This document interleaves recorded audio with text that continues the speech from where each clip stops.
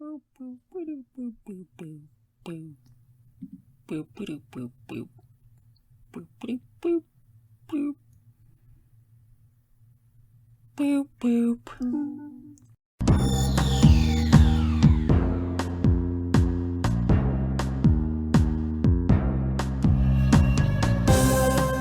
Welcome to Stargatezing, a Stargate gazing podcast.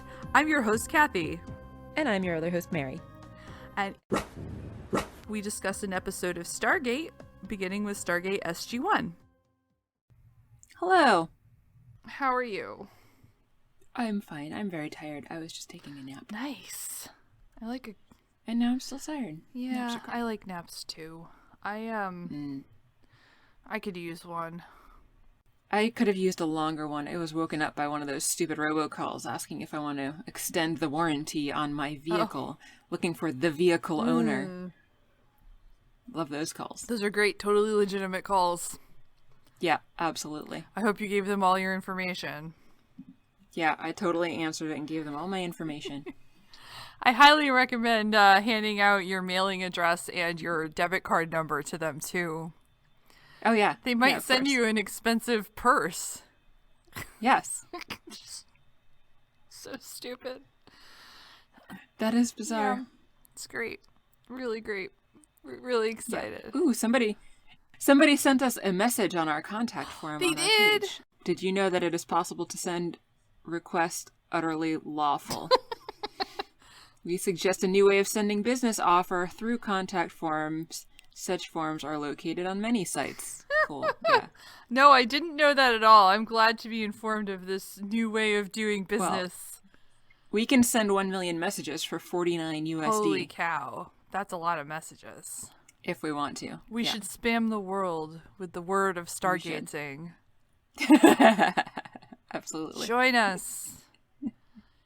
Yeah. Not so much. Anyway. Yeah. Yeah. Yeah, that's weird. What's going on with that purse thing? I called, let me back up. So I think when I had messaged with you, you were getting the real time I contacted Amazon. They said it's a mistake. You can keep it. It's a gift. And then when I went to pay my bills later, there was a huge charge on my bill from Amazon for this thing. Right. For this purse that showed up at your house that you never ordered. And so I chatted again with Amazon customer service, and they told me I had to file a police report. Not a police report. Oh my God. Oh, no. They said I had to contact my bank and file a fraud alert. I don't know where my brain just went, but... Yeah, that's a very different thing.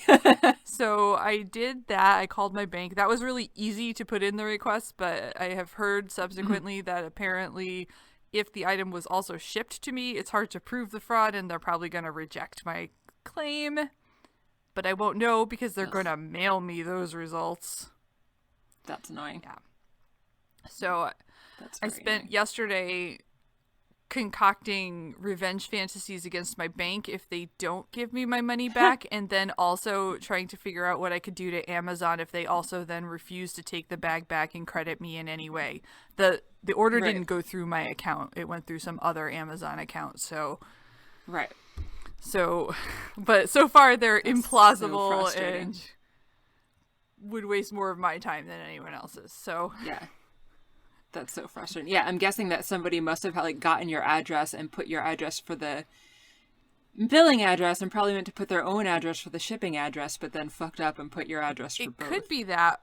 Or apparently this is a thing that scammers also do, is actually mail it to the cardholder, either because a place will only allow the billing and shipping address to be the same, which is not the case with Amazon, obviously.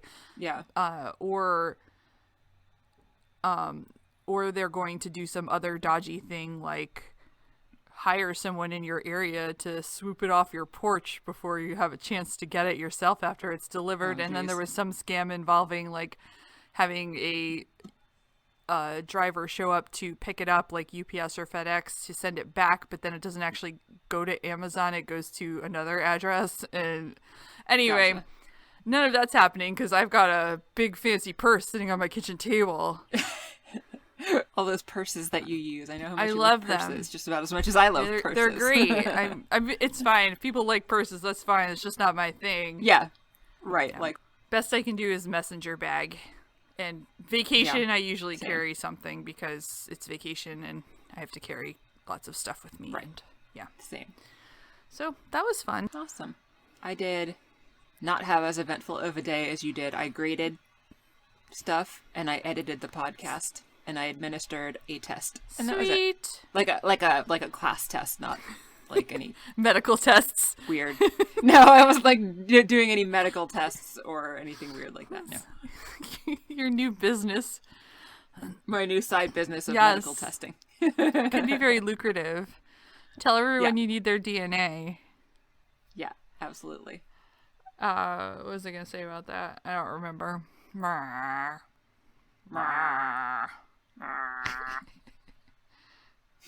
Thank you for editing the podcast. You're welcome. I usually enjoy it. I am happy to hear that. That is a good thing. Sometimes it's annoying. Usually I enjoy it. Speaking of this podcast that we are podcast. recording, what are we talking about today? This podcast. All right. Well, let's find out what we are talking about today by trying to remember what we're talking about today. Or finding it here. Today, we are talking about Stargate SG-1, Season 2, Episode 4, The Gamekeeper. Yeah. So that's what we're watching. Yeah. Or talking about, because we already watched it. I did it again. I did that did. last time, too. I have already watched it. I have also already watched it. The episode opens in the control room. We get a close-up of a screen showing a dome that looks very much like the ball of Epcot Center. It's not a full ball, though. It's just a dome. Hammond tells SG-1 that this is images that the MALP sent through of a new planet, and a random lady in the background says that the atmosphere is ideal. Tilk isn't familiar with this planet, so says it's probably unknown to the Gwelwolds. And it's established that they're going to go visit and see if these people will be their allies. So they go through the gate, and they're on this new beautiful planet. There's a nice pretty garden, and Jack says that where there's a garden, there's snakes, so he's not being much of an optimist today. Daniel sneezes and complains that there are too many flowers. Womp womp. Flower. So they go into the biodome place that looks like Epcot Center, and it's full of all kinds of trees, and we see a bunch of creepy people laying in stasis pods, so that's weird and abnormal. They kind of look like they're plugged in like batteries, and they're all dressed in black with black veils over their faces. The team confirms that they are human and that these people are alive, and Jack asks what the chambers are, and Sam guesses that they're medical devices or some sort of suspended animation. Then they make the mistake of checking out some empty pods a little too closely, and a whole bunch of wires reach out and grab them. Oopsie. All on their own, yes. Very oopsie. And then the entire SG team gets plugged into whatever Matrix-like system these people are plugged into as well. Whoa. And they are all unconscious and being held in place by a bunch of wires and cables, with a couple going directly into their temples. Then credits. It was very convenient that there were 4 empty ones. Just 4. I know, right there. Yeah, just 4. Exactly Lined 4. up, Right just there at the waiting. entrance. Yeah. Yep. Extremely convenient. Jack and Teal'c we're not sure exactly where. They're outside of some sort of little cabin or something. They're wearing different clothes than they were before the credits. Teal'c is wearing a winter beanie. Like, Jack is also wearing one, but for Teal'c Hat Watch purposes, I'm counting this. He's wearing a beanie. Yeah. Absolutely. How many hats is this for him now? Oh, did you want me to actually give you a count? Because I got that somewhere. Well, it's Teal'c Watch. I thought that you were I counting. am counting, but I don't have the number live. I should have pulled it up beforehand, but I didn't, because I didn't think to do that. Teal'c's hats. This is the 4th. It's fantastic. Excellent. Yes. Different styles all so far. Yeah. Teal'c says they appear to be on Earth. Jack agrees with this, and then asks Teal'c what just happened to us. Teal'c recaps the opening scene, and then a vehicle approaches, and a man steps out, and do you know who that man was? I do. Wait, no, I don't. But it depends on which one you were talking about, because one of them I recognized. The first one. It's Kowalski! Yes, that one I did know. Okay. I was like, wait, is this a trick question? I forgot about the second man for a second, even though he plays a prominent role in this show, or this episode. So Kowalski steps out, and also some dude named John. Jack is confused. Kowalski asks why he looks so spooked. Rightfully so. Yes, and rightfully so, because Jack says both of them are supposed to be dead. Yeah, weird. I mean, we knew Kowalski was dead. Yeah. John is their commanding officer, and he goes over their mission, which is to extract some Russian guy or something. Apparently they're in East Germany. And it's 1982. Yes. Jack is hesitant to go because this seems wrong, not real. He's lived this before. That's fair. John's not into Jack's hesitancy because John's in charge and says they need to go. And Jack says this isn't real, and John hits him. So, real enough for you? Then Jack goes about trying to prove this is not real by being like, well, who's this guy next to me? Which is Teal'c. And he rips off Teal'c's hat, and instead of his gold tattoo emblem, he's got a full head of hair. Not on his forehead, on his actual head, but yes. Where you would normally have Yes. head hair. and no Apophis symbol. Right. So they think Teal'c is part of their team, not as Teal'c, but as some other guy whose name I didn't write down. It's like Tom or something. Tom. Yeah. Yeah. Jack and Teal'c have a little aside to try to figure out what's going on. Teal'c thinks maybe they've done some time traveling. He says that the Goa'uld have experimented with time before, and maybe another civilization cracked it. Wibbly wobbly, timey wimey. And he thinks maybe this is an opportunity to alter Jack's history. So they all go out on a mission. Seems like a great plan. So Jack had explained to Teal'c that in this mission to grab this Russian agent, that it had gone wrong and John had died. So saving John is the chance to alter history that they're talking about. Okay. Yeah. A lot of sneaking. Which I literally wrote on one line, sneak, sneak, sneak. Next line, sneak, sneak.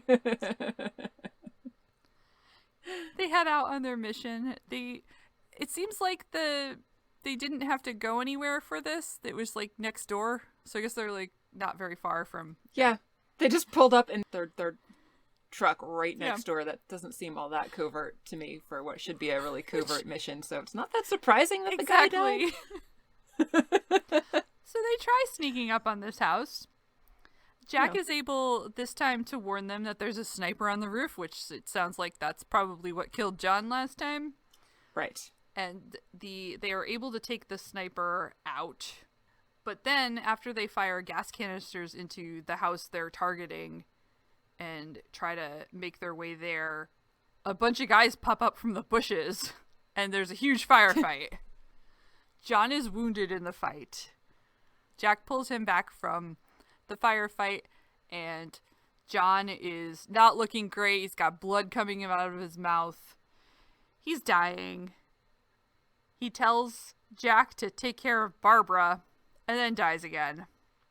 So then they get out of there, and they run back to where they started, and Kowalski had been following them, but suddenly he's not behind them. And he's in front of them again in the same truck that drove up at the beginning of this. And he and John pop out again. Alive and well. Surprise! They do. Oh, good. It's a loop. Meanwhile, Daniel and Sam have appeared wherever they are together. They're dressed in civilian clothes, and there's a lot of Egyptian artifacts around. Daniel asks Sam what happens, and of course she doesn't know But Daniel says that the place looks familiar, so they start taking a walk around and looking at everything. We hear some voices in the background. Daniel recognizes that this is the Museum of Art in New York. Those voices in the background, we can hear somebody mention the name Dr. Jackson. And it is clearly not this Dr. Jackson, because nobody's talking to Daniel at the moment. So Daniel tries to approach the work that's being done, and a woman tries to stop him, saying that the area isn't open to the public, but he just shoulders past, and she lets him go. So she's not very good at her job. No, she's not. And we see a big roof-like, a slab of stone being lowered down onto some pillars. And there's two people standing directly under it, because they have very bad OSHA practices, apparently, at this museum. I don't know, maybe OSHA wasn't the thing back whenever this takes place. It just seems stupid. It doesn't seem like a good place to be, right? So they're standing under this huge swinging stone slab that is being held by a very small chain. Daniel recognizes that these two people are, in fact, his parents, which is how one of them was also a Dr. Jackson. And apparently Daniel's mom is suddenly worried because the slab is swinging quite a lot. The chain breaks, which is not at all surprising. And then also not surprising, the stone slab falls on them, knocks over all the pillars, and the pillars also fall down on them. Yikes. It is quite gruesome. Yes. They don't show any of the actual gore, but... That's okay. Yeah.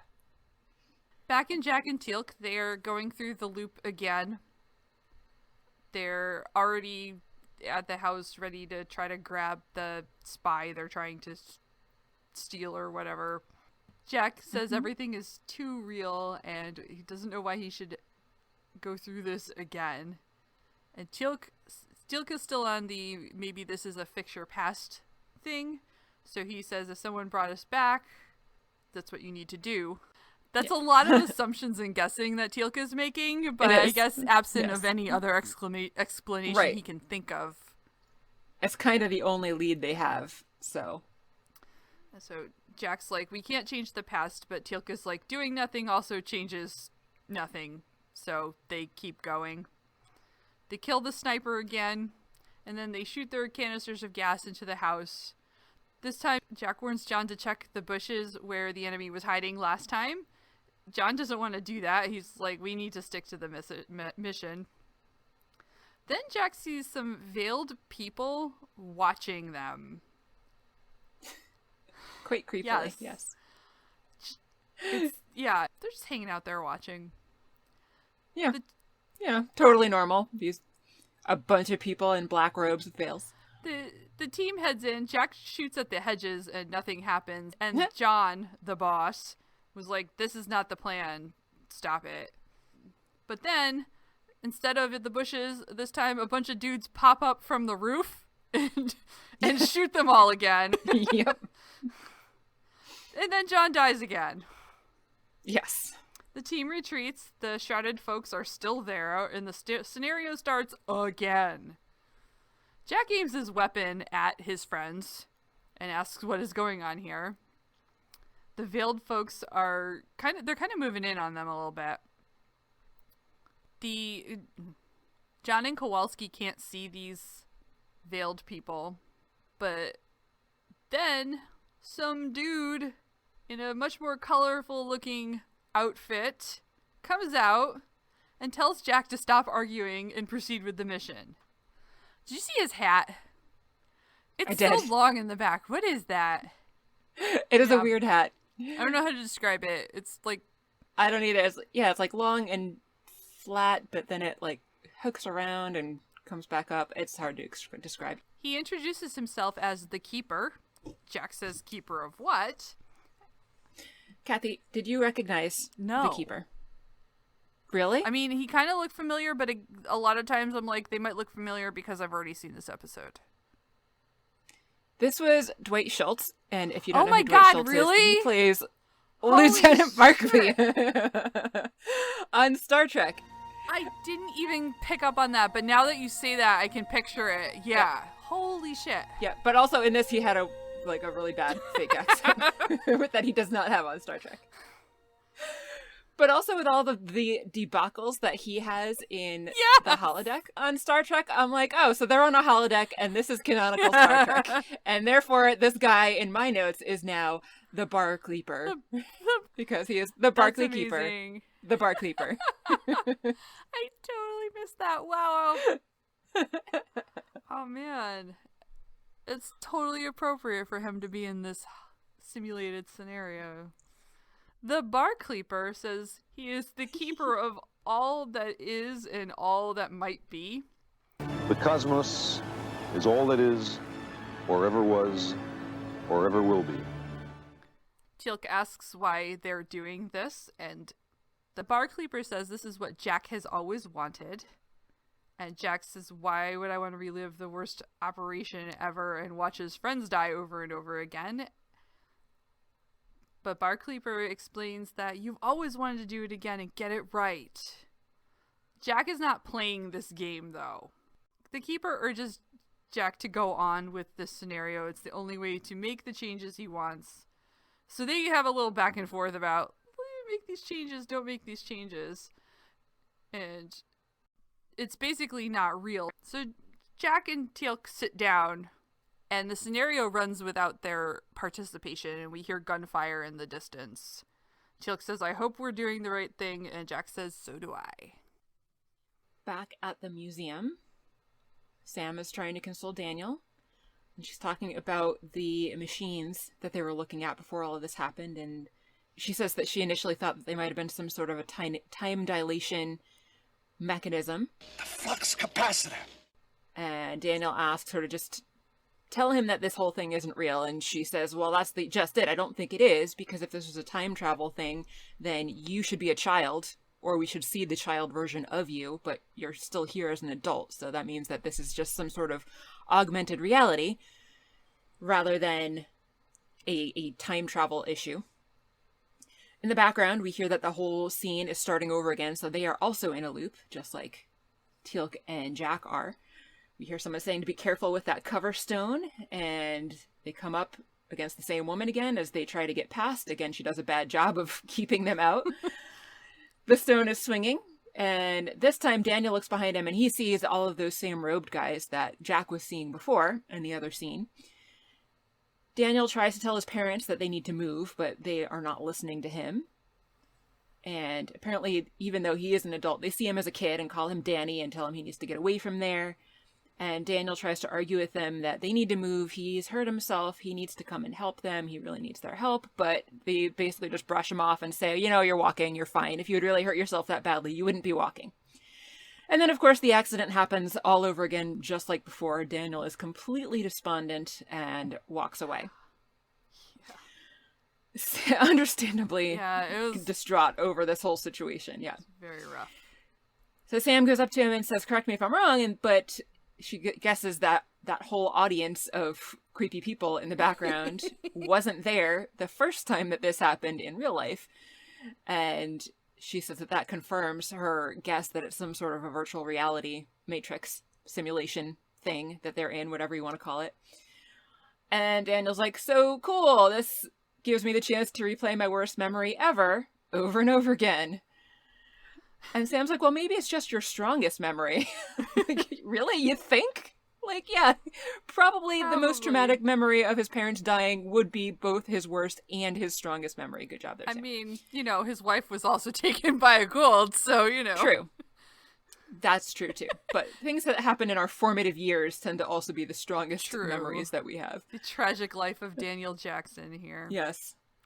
Yes, absolutely. So Daniel points out, again, that his parents called him Danny and still see him as a kid. And he also mentions that he's replayed this scene in his head so many times, trying to think if there was anything that he could have done differently to keep the tragedy from happening. Sam, like Teal'c, guesses, well, maybe this is your chance to do that and to undo what shouldn't have been done. The feckless woman from before, who was trying to keep them away from the work site, suddenly morphs into the Barcleeper. Is there something I can get you? Some coffee, tea? Oh, wait a minute. Don't tell me. Chocolate ice cream. And he says, isn't that wonderful? And you get to do this all over again with as many variations as you want. And he is so excited at this opportunity that he's giving Daniel to live this over and over again and try to do it in a different way. And Daniel's like, who are you? So the keeper introduces himself again. And Sam asks where they are. And he's like, it's the New York Museum of Art. I think you called it, right? And Sam's like, no, like, really, where are we? The keeper says, well, that's all in the eye of the beholder. But Daniel has always wanted to do things differently, so again, here's your chance. So they go back and forth a bit with him trying to convince Daniel that, yay, I'm giving you this awesome chance, and Daniel being like, no, this sucks, please make it stop. The scene starts again one more time. Daniel walks up to his parents. This time he tries forcefully grabbing them by the hands and tries to drag them out, but his father calls a worker over, and the worker comes up and drags Daniel away, and the accident again happens all over again. Daniel storms back over to the keeper and begs with him again to make it stop. And they continue to go back and forth again over this sucks for Daniel, but the keeper thinks that it's a great opportunity. With all due respect, sir, what do we have to lose by trying? The scene starts yet again. And Sam actually tries to get Daniel to play the game again, but Daniel refuses. Barclay tries to guilt him into it, saying, you can't let your parents just suffer an awful death and stand here and do nothing. And Daniel's like, well, I am not playing this game. So the keeper gets really pissed at this point and tells them what an obstinate race humans are. And he pushes some buttons on some kind of alien tech that he's got on his arm, and these coils come bouncing up out of the ground, kind of like the rings, but opposite of that, because it comes up, and then when they retract down, Tilk and Jack are there. Woohoo! And Jack is not happy to see the keeper, because he's like, you! But then he realizes that Sam and Daniel are okay, are there, and asks if they're okay. And Tilk asks where they are. Sam tells them her theory about the VR simulation, and the keeper is really hung up on how they should be enjoying these opportunities that he's giving them, and asks them again why they're not just taking advantage of it. But Jack and Daniel are continuing to argue, both now, that how could anyone enjoy repeatedly watching their friends and family getting killed in horrible, horrible ways? Yeah. So the keeper asks them why they won't just do it. He's given them challenges to conquer. Just do it. Just do it. Do it. Just do it. It's fine. Just do it! So Sam does get him to confirm that this is a simulated world and that it is all in their minds, coordinated by him. Sam wants to know how it works, but Jack doesn't really care and is again demanding that the keeper let him out. And he's like, well, I can't do that because you're hooked up to machines that are providing you all the nourishment that you need, and there's implants in your brain, and I have a channel going right into your brain and information coming out of your brain, so here we are. And Sam's like, so our brains are connected to some kind of network and we're trapped here? And the keeper is like, yep. But your brains are very valuable and you're going to add much value to our society. Yay. Yeah, lucky them. He thinks that they're lucky. He thinks that everyone is lucky. That's true. Yeah, he thinks that the residents are lucky and that SG-1 is lucky, so he sees nothing wrong with the issue. But Daniel wants to know how long the residents have been there, and the keeper says that it's been about 1,000 years, and Jack's like, yeah, we're not doing this for another 1,000 years, so we're out of here.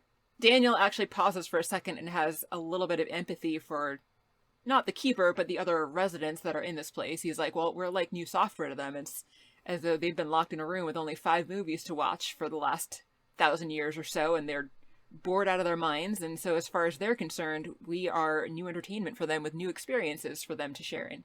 Sam says to the keeper, so you're just using our memories for programming for everyone's entertainment. And the keeper is like, well, I can actually really only use the 2 of you because that guy, pointing to Teal'c, has something in his brain protecting him from output. So I can send my messages into his brain, but I can't get any information out of his brain. And apparently that one too, and he points at Sam. And Teal'c guesses that whatever influence that Jolinar had on her brain is giving a similar protective shield to the output that he has from his symbiote. This seems to be first confirmation that there's a physical aftermath to Sam's experience. Yes, this is the first mention that they've made of that again since the experience actually happened. Yeah. And the first hint that we get that there might be some lasting consequences for her as a result. The Keeper tries to argue that, it's okay that we can't get any new messages from you guys because you guys can play along in the games too. You can still participate, and I can still send these messages into your brain. So they continue to go back and forth for quite a while about why it's not okay for them to stay there and why they're not happy about it and why Barclay the Barcleeper, thinks that they should stay there. And apparently the people on this planet had destroyed their planet with a chemical disaster about 1,022 years ago, and he says they were a victim of their own technology. And most of the people died, and the rest that were left put themselves in suspended animation, and Sam is like, well, good news! Good news, everyone! Your planet's fine now, because it's beautiful out there, and so you should all go and be free and enjoy your planet, which is now nice. The Keeper is like, well, no, that's not true. I watch stuff out there. It is bad, and we don't go there. We shouldn't go there. Don't go there. Ignore what these people are trying to tell you about it being nice out there. Because, of course, all the Shadow Creepers are still standing around and watching this whole exchange taking place. Jack turns to them at this point and says, no, this guy is lying, and Sam confirms that his monitors must be wrong if he thinks it's bad out there, because it is beautiful. Jack and Daniel both want to know why the Keeper is the one that's in charge of this whole thing, and why the other people can't just kind of make up their minds for themselves about what they want to do. The Keeper's like, well, I made this place, so I'm in charge of it. And Jack says, well, you have no control over anything if everyone just decides to leave then. So Jack, again, is trying to plea with the other shadow people, the caped figures in the background, that the Keeper is lying and that they should all rebel against him and refuse to cooperate in this simulation anymore. But the Barcleeper taps a few buttons on his armband again, and all of the robed people are suddenly poofed out of there.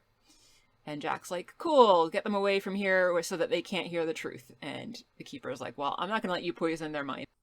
Daniel says, well, if you're keeping us here to entertain them, it's going to be really hard to keep us separate from them and to keep us from poisoning their minds if we are also supposed to be entertaining them and interacting with them.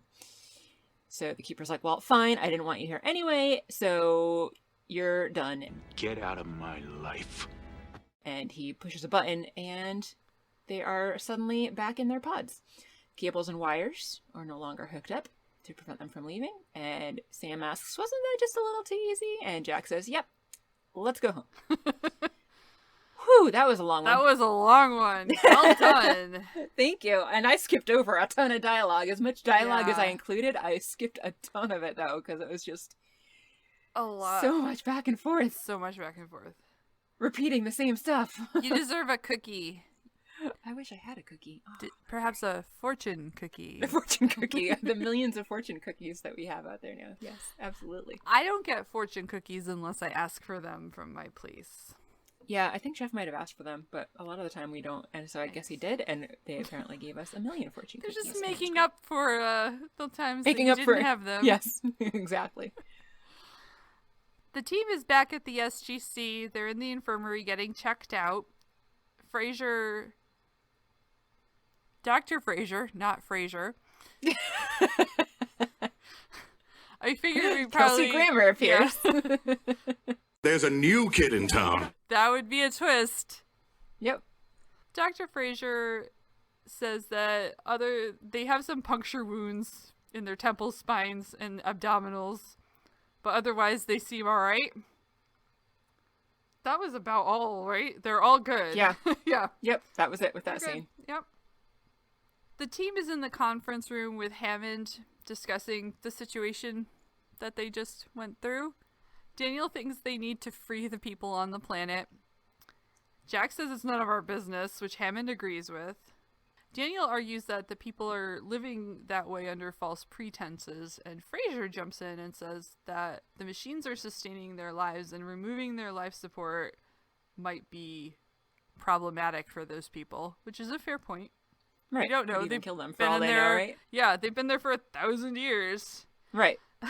And they're just humans, so I'm guessing they don't normally have a 1,000-year lifespan, because they did confirm that they are not alien. Yeah. Ooh, okay. Instead of immediately doing what Jack wants, Hammond then says that they need to get more information in order to make a decision on what they should do about that planet. That right there should have been a dead giveaway that this wasn't the real Hammond, because he didn't immediately give in to Jack's wishes. Yeah. Spoiler alert. Teal'c says we should go back to get more information, and Hammond's like, yes, this is exactly what I want. Yes. Jack's face is like, what? Then Jack says, without meaning this time to sound like a smartass, are you cracked? Hammond says that there could be valuable technology and resources that justify the whole reason the Stargate program exists on that planet. And Sam's like, it could be dangerous. And Hammond says, I don't see how. It's an artificial environment. So we know this doesn't sound right. Yeah. He asks, can you He's die? He's usually a bit more cautious than this. He asks if you can die there, and Sam says, we don't know. Jack's like, I just don't want to get trapped there. And Hammond's like, you got out the last time. It's so ridiculous. And he tells them if they don't come back in a week, he'll send SG2 to pull you out. I know, and I was thinking, like, a week, an entire week? I know, but it gets better because he also says, seems like you might have a great time in there. Okay. Yeah, he's like, think of all the cool things you might experience. Yeah. And then he pulls out the sun card on O'Neill, like, maybe you can see your son. No. Yeah. Jack is alarmed and confused, clearly. Right. Hammond continues that Daniel could visit all kinds of ancient worlds. And Jack's had enough of this. So he gets up and goes over to Hammond and starts fondling his ear, looking behind it for, I don't know, implants or something? Yep. Oh, the edges of a mask, I think he said. He says, you're not the real Hammond. And that they are still on this planet. This is a new game brought by the Keeper, as he pats Hammond on the head. Yeah, that was really funny. Hammond gets up and tells Jack he's out of line. Fraser says maybe they're having a reaction to the machine and maybe they should run some tests.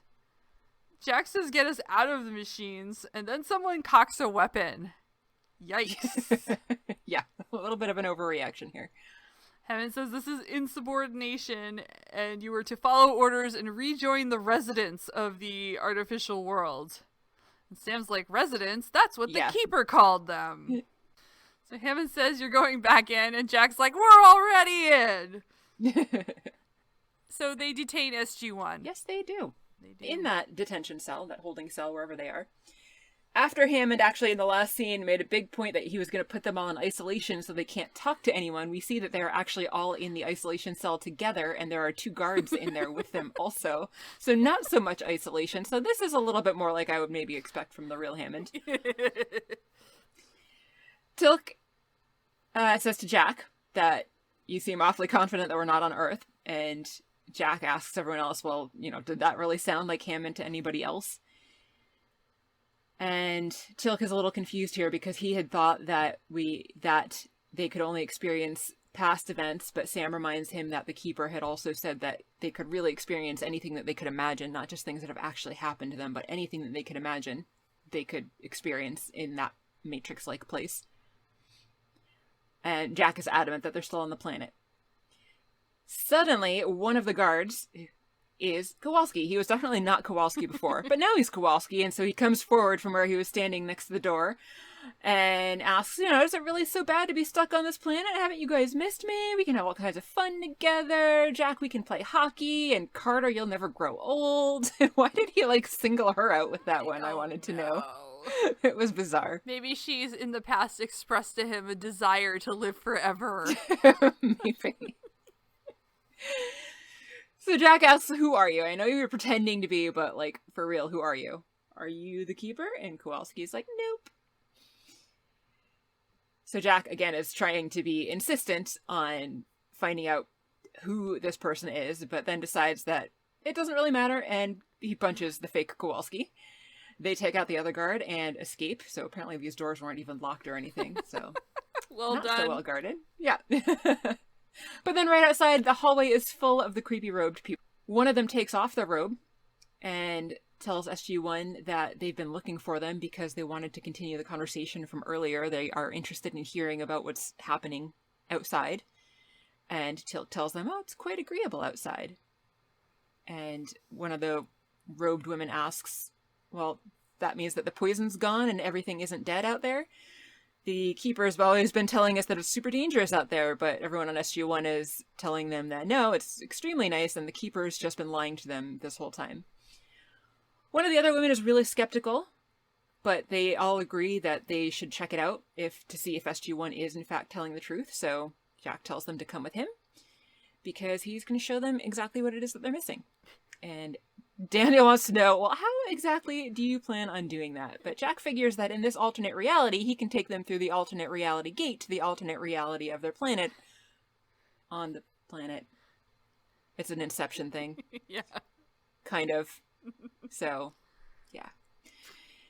Yeah. His plan is to take them through the fake gate to go to the fake version of their planet as they're all laying in these stasis pods on the real planet. They manage to get the gate open and make it to the gate room, but then Hammond shows up and shuts it down. Stupid Hammond. I know. SG1 is trying his patience. The team runs to the control room after Hammond, who then morphs into the Barcleeper. It's me. And they follow him through a door with a weird symbol on it that sort of looked like... It reminded me of when they, moved Jack and Teal'c into the room with Daniel and Sam, that sort of spirally coils. Things, yeah, so it had this coil thing on Oh. it, and it didn't look like something that belonged in the SGC. So I noticed it. Interesting. And later to that point, I noticed one on the door in the museum too. Yeah. When Sam and Daniel first get there. They head toward what looks like the dome on the planet, and they see themselves in their suspended animation pods. What are the odds that trapdoor leading me out here? They're all released from captivity. Again. Yes. So they need to know, are they really out? They spot the Keeper slinking away through a door, and they follow him. The door closes, and they are outside the dome in the pretty, pretty planet outside. It's a very pretty planet. The Keeper says, "Don't hurt me. I didn't mean any harm. My people's existence was just very stagnant, and he wanted to help them." So Sam looks around and asks how long he's been tending this garden that's been growing, and the Keeper says many years. Daniel asks why he's lied to his people. Why not give them the option to leave? And the Keeper says that those people, their kind anyway, were the ones who ruined the planet in the first place, and he's worried they're going to do it again. He also says no one's preventing them from leaving, and there are lots of portals inside, so that's what I think those doors were with the symbol on them. And that they could leave at any time, but Jack's like, you have to know those exist in order to use them. Sam says they also need to know that there is somewhere else they can go, and the Keeper tells them that they ruined that too. They've poisoned the minds of all of these people, SG1, ruined his fun, and there are people now coming out to the light and removing their shrouds. Yeah. They've all made their escape, apparently. They've figured out how to escape. Well done. Yeah. A little while later, they are at the gate on this planet. Daniel's dialing out, and the gate opens. I have a question. Yes. Why is the gate so far away from the DHD? That's a very good question, and I It's do not have an really answer for that. far. It is abnormally far away. And yeah. how does the gate know to stay open that long? How is it determined Right. how long the gate stays open? Okay, I'm done now. It's like the portals and sliders that always stay open for exactly how long they need to stay open for. Except for when they need them to close in order to prevent somebody to going. Yeah, it's just Right. like, Yeah. So, exactly as long as they need to stay open to be convenient for the plot. Yes. That's how long these gates stay open. It's really far away. Yeah, it is weird. They would have to like make a run for it to get through it before it closed. Like, yeah. I don't know, bizarre. But yeah, good point. And I hadn't actually even really thought about that, but now thinking back, it was really far away. One of the women from before thanks them all for giving them a world with a future full of beautiful new experiences, and the Keeper comes up and is extremely upset because all these people are ruining everything and picking the flowers. And Jack is still a little bit skeptical and he's like, this is all real, right? And then the Keeper continues to flip out at the people because they're in the garden and they're picking flowers, and he's yelling at them to stop picking the flowers and to get out of the garden. And says, first the garden and next the entire planet. And everyone on SG1 is like, yeah, this is real. Let's get out of here. That's the episode. That is the episode. Yeah. Mary. Yes. Did you like this episode? I had mixed feelings about it. I thought it was an entertaining episode in a lot of parts, but I found it to be, it's kind of, we've seen episodes kind of like this before, like the episode with Omaroka, where like it's just characters going back and forth, like not really getting through to each other, and I find that to be really frustrating and kind of anxiety inducing to watch, where like the Keeper here is just constantly arguing, this is great, why don't you see it's great? This is great, why don't you see it's great? And all of SG1 arguing, this is terrible, why don't you see it's terrible? And then there's just so much going back and forth, repeating and reaffirming their own point of views, and very little headway being made. So that was frustrating to me. I won't go into too much detail, but I'm not a huge fan of this actor, so I wasn't necessarily as delighted by his appearance as I was when it was like Armin Shimmerman showing up for a guest appearance. Yeah. And then the last scene where he's getting all upset about the people picking the flowers in the garden, that was like the one point where I actually could empathize with the Keeper, because it's super shitty to go into a manicured garden and start picking flowers. You don't do that. That's so crappy. So now that I'm saying all this, I think I didn't actually like it all that much. It just kind of stressed me out. Yeah. How about you? What did you think? I also did not enjoy this episode. Yeah. Part of it was the same thing you were talking about, the endless back and forth. Yeah, it gets frustrating. Really tedious too. Yeah, it's tedious to watch. It's tedious to take notes on. It's tedious to report back as we're making this podcast sometimes to talk about that. And this is probably a me thing, but they were of short duration, but I hate a Groundhog Day scenario where you have to relive the same freaking thing over and over. It is so boring. I can't deal with it. I don't usually like them, although there is a Star Trek episode that I generally like that is one of those kinds of episodes. Our sensors detected a temporal distortion. But yeah, typically speaking, I don't really like Groundhog Day type scenarios for the same reason. And these were both like really tragic things that they kept reliving. It was awful. Exactly. That's what made it that much worse, that these were just terrible events happening, like especially with Daniel's parents getting crushed horribly. I mean, like the guy getting shot up is really bad too, but something just so much more gruesome about like thousands of pounds of stone falling on two people and crushing them to death. And I also think that Michael Shanks looked really distraught. He did a really good job of... He did. And that is one of the things I liked about it. I think he and Jack were both very good in this episode. Yes. Yeah, I agree with that for sure. And I also thought this episode was really pretty, I'm going to say. I thought the colors popped not just on the planet, but everywhere more than they do in some episodes. Yeah, very true. You know, there was the Keeper's whole outfit in contrast to like the plain black robes of everyone else. And then, like you said, like the planet was really pretty flowers, but then even the museum and the East Germany scenes were pretty. So yeah, that's a good point that I hadn't really thought about. I agree. So, I don't know. The Stargate looked really pretty when they went through it. The first time when they, well, anytime, but on the planet when they first go through is really nice looking. Yeah. So, it was I thought it was a very pretty episode, but not my cup of tea. Yeah, that's fair. Yeah. Well, hopefully the next episode will be a little bit better. So what will that be? Let me check. Hold on. I always wait to pull up Netflix because I don't want it to interfere with like all the other functions on my computer. Yeah. It might not, but you know, I don't have a very powerful computer, so. Fair. Okay, what's our next episode? Let's see what Netflix says first. The next episode we'll be watching is Stargate SG-1 Season 2, Episode 5, Need. Ooh. When the team encounters Jaffa warriors delivering the precious element Naquadah, they are captured and forced to slave in the Naquadah mines. Let me pull my booklet out and see how that compares. Out of curiosity. I'm going to stop doing this at some point, but right now I really think we're getting like first season or first God damn, I cannot talk.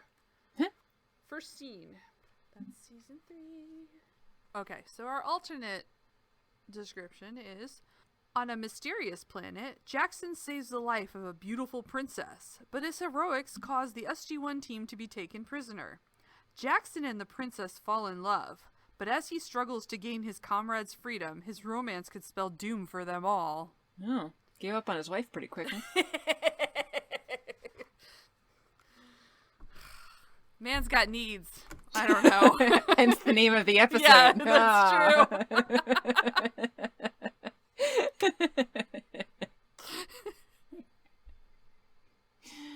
Good times. Oh, yeah. Yeah.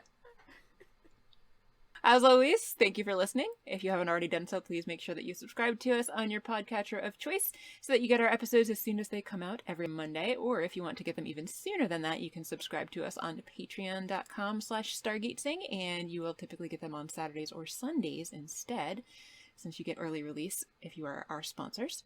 You can also find our episodes on YouTube. We greatly appreciate likes and reviews, and word of mouth is also extremely helpful for getting the word out there and helping new people find the podcast. If you'd like to get in touch with us between episodes, you can email us at stargatezing@gmail.com, or you can follow us and message us on Twitter @Stargatezing. And last but not least, you can check out our website, which is stargatezing.space. I'm Mary. I'm Kathy. And you've been listening to Stargatezing. The end. The end.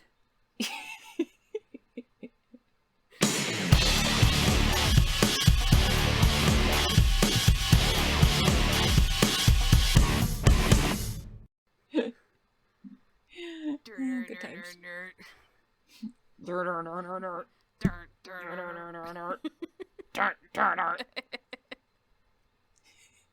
Yay!